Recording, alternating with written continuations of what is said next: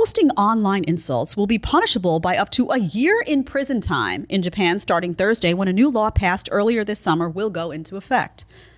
The law will be re-examined in 3 years to determine if it's impacting freedom of expression. You don't say. A concern raised by critics. You don't say that could happen. That was my first thought too. You don't say. Come on. No way. Proponents said it was necessary to slow cyberbullying in the country. Now, look at the fines. People convicted of online insults can also be fined up to 300,000 yen. That's just over $2,200 for an online insult. Previously, the punishment was fewer than 30 days in prison and up to 10,000 yen, $75. They're stepping it up. Japan is stepping it up big time. Now, check this out, though, because I immediately look at this like any sane person, and I'm like, online insults. What does that mean? You know, my slippery slope. Here it comes. There aren't clear definitions of what counts as an insult, a criminal lawyer in Japan told CNN after the law passed. The law says an insult means demeaning someone without a specific fact about them, as opposed to defamation, which it classifies as demeaning someone while pointing to a specific fact about them. This is the quote from the lawyer.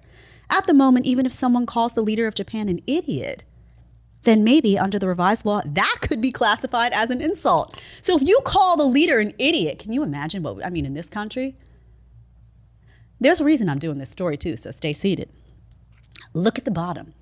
The United Kingdom also has laws criminalizing grossly offensive public messages, and people have been arrested and fined for tweets. This is not a joke, for tweets. The language in its policies is also ambiguous, and courts decide what counts as grossly offensive on a case-by-case basis. Oh, isn't that interesting? So I wonder if some of this gets politically motivated along the way, and suddenly that case-by-case basis gets very selective, right? Think about it. Think about the slippery slope. So the reason I cover stories like this is, people say, well, it's Japan, Jed. It's not happening here. No, not yet. Not yet. You see it's happening in the UK, and you see what's going on here in this country. You're not blind. You're not dumb. You see what's going on here with social media in this country, how on Twitter people get shadow banned, how they get banned altogether, how certain misinformation, actual misinformation, is allowed to sit while other misinformation gets pulled down because you're not part of the cause. You're not promoting the latest woke cause, whether it's the COVID-19 vaccine and the messaging they want on that, or whether it's gender and the messaging they want on that. If you don't follow and toe the line, you got to go. You see it happening all the time. It's already happening here. So my plea is to America, do not turn into Japan. Can we just not allow, don't wait till you get there. Don't get there and then say, oh, how did we get here? How did we get here? In the same way you don't wait until you get into a mandate zone on a vaccine, you stop the truck before it gets there. And you say, oh no, that's not going to work for me. Okay? This is some scary stuff if you think about it. I also want to be a little controversial here. You, Jed? Someone at home is like, no way, not you. I'm going to be a little controversial when it comes to the word bullying for a second, okay? When I was young, and I taught in schools for a long time, so I'm very familiar with bullying and all this stuff, but when I was young, what was really a problem when it came to bullying was real bullying. And what that meant was violence, acts of violence toward other kids, which is completely, should never be tolerated, cannot be tolerated. What it meant was real harassment, really strong language, cursing, ostracizing someone, serious stuff where the parents would get called in, you'd have a conversation with teachers, parents, all of that stuff. What began to happen, I noticed, and this is 10 years ago when I was an academic dean in high school, what I started to see was a different pattern, which is people would come to my office and there would be this huge charge of bullying. And I'd be like, okay, well, what's going on here? And it would be things like, well, that student over there, he said that I was being silly. And I would be like, okay. And it was being labeled bullying, right?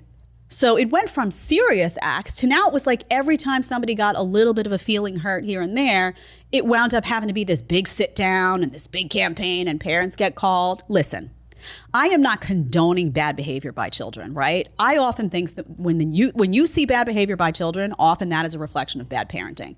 I always say that. You should teach your kids to be kind and respectful above all else, right? I firmly believe that. That's something I'm doing in my home with my child. With that being said, your kid is going to encounter jerk kids. There's going to be kids that didn't grow up in a home where those things were stressed. There's going to be kids that are mean. There are mean girls. There are mean boys. There are adult mean girls, by the way, too, and adult mean boys. But they're going to encounter people in life who are not nice. That is a reality. That is a fact. You have to also teach your kids to just puff up in those moments and just shake it off. You have to. And again, we're not talking about violence. We're not talking about harassment. We're not talking about serious cases of bullying. But somebody calls you silly or says, oh, that was so dumb. You're being silly. You're being stupid. Shake it off. Build those backbones young. Okay? I'm saying that as someone who sat in meetings as a teacher when there were serious cases of bullying that needed to be addressed and phoned those parents, student advisor, academic dean, all of it. I was in all of it. But I'm also saying that as someone who would sit there sometimes and say, wow, why are we teaching kids that something like calling you silly is a moment that we all need to say? No, that should be a moment that kid said, huh, whatever, walked away, puffed up, walked away and forgot about it. Build your kids to be strong from the inside out because they're going to encounter a lot of things in life. They're going to encounter a lot of people who aren't very nice. They have to be able to handle that. And it does start young. That's just a reality. We don't have to like all of this, but it's true. Now let me get to the adults for a second, okay? Adults, I always talk about the babyfication of America and how we're growing a bunch of adult babies. You got to stop. You got to stop crying in the corner and asking for a safe space. It's bad enough that we have safe spaces for kids. I don't have time, and no other adult, functioning adult, has time to create a safe space for you. So stop it. So when I look at what's happening in Japan, when I look at what's happening all over the place, it worries me because it's a twofold problem. It's a problem of wanting to censor. It's a problem of wanting to, oh, you said something that goes against the narrative that we want. We have to pull you off. And it's also a problem of people not being able to handle criticism and crying. Who can I cry to? Can I cry to the government? Will mommy and daddy government come rescue me? Stop it. It all needs to stop. If you like the short clip, you can catch another one here, or you can catch the full episode right here.